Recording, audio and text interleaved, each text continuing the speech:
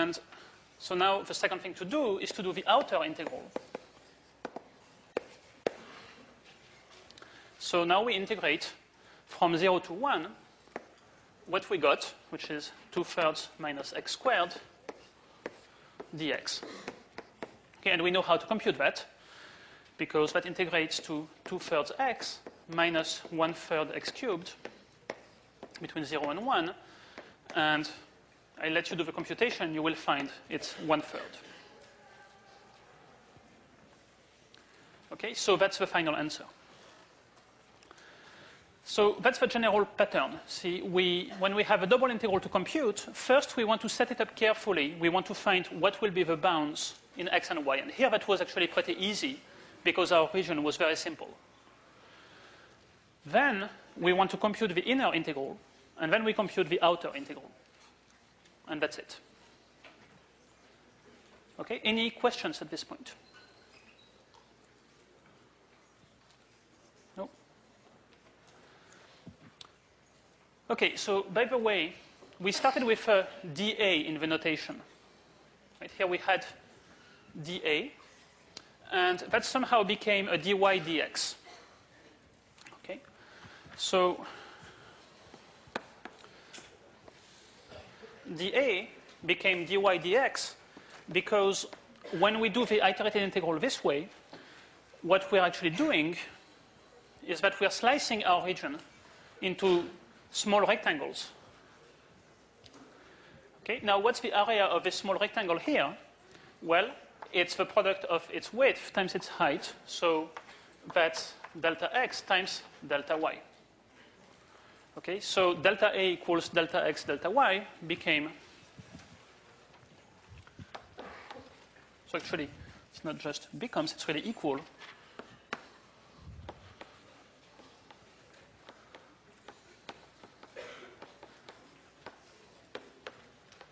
for the small rectangles. For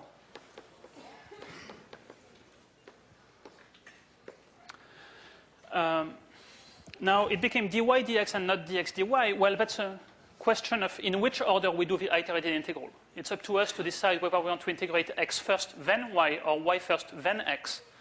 But as we'll see very soon, that is an important decision when it comes to setting up the bounds of integration. Here it doesn't matter, but in general we have to be very careful about in which order we'll do things. Yes? Will always work? Sorry. Yeah, well, in principle, it always works both ways. Sometimes it will be that, because the region has a strange shape, you can actually set it up more easily one way than the other. Sometimes it will also be that the function here, you actually know how to integrate in one way but not the other. So the theory is that it should work both ways. In practice, one of the two calculations may be much harder.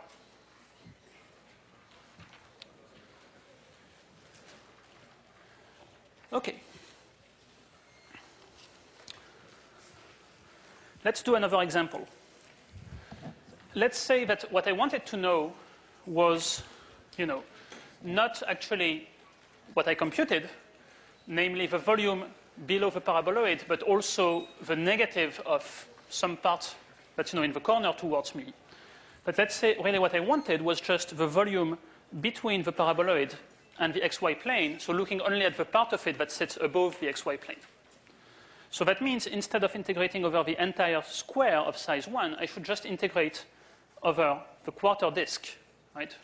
I should stop integrating where my paraboloid hits the xy plane. So let me draw another picture.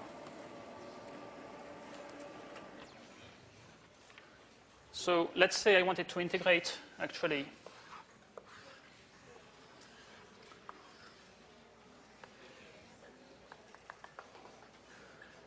so let's call this example 2. Sorry.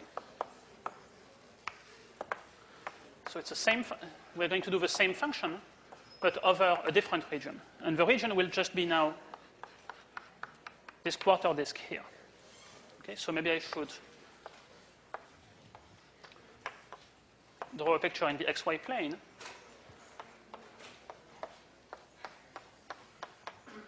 That's my new region R.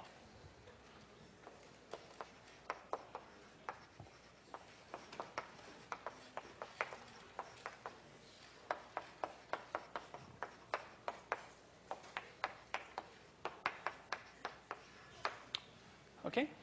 So in principle, it will be the same integral, but what changes is the bounds. Why do the bounds change? Well, the bounds change because now if I fix some value of x, then I will want to integrate this part of the slice that's above the xy plane, and I don't want to take this part that's actually outside of my disk. So I should stop integrating over y when y reaches this value here. Okay? On that picture here, on this picture, it tells me for a fixed value of x, the range of values for y should go only from here to here. So that's from here to less than 1. Okay, so for given x, the range of y is, well, so what's the lowest value of y that I will want to look at? It's still 0. From y equals 0 to what's the value of y here? Well, I have to solve in the equation of a circle. Okay? So if I'm here, this is x squared plus y squared equals 1. That means y is square root of 1 minus x squared. Okay? So I will integrate from y equals 0 to y equals square root of 1 minus x squared. And now you see how the bound for y will depend on the value of x. Okay, so while I erase, I will let you think about what is the bound for x now.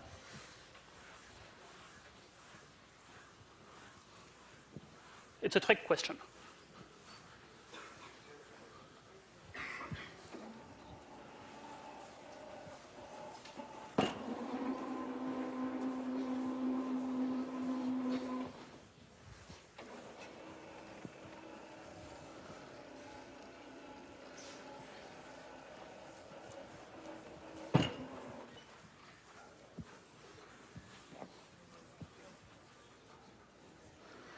Okay.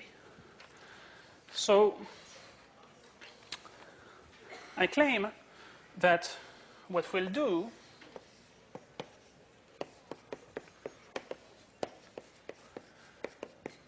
so we'll write this as an iterated integral. First dy, then dx. And we said for a fixed value of x, the range for y is from 0 to square root of 1 minus x squared.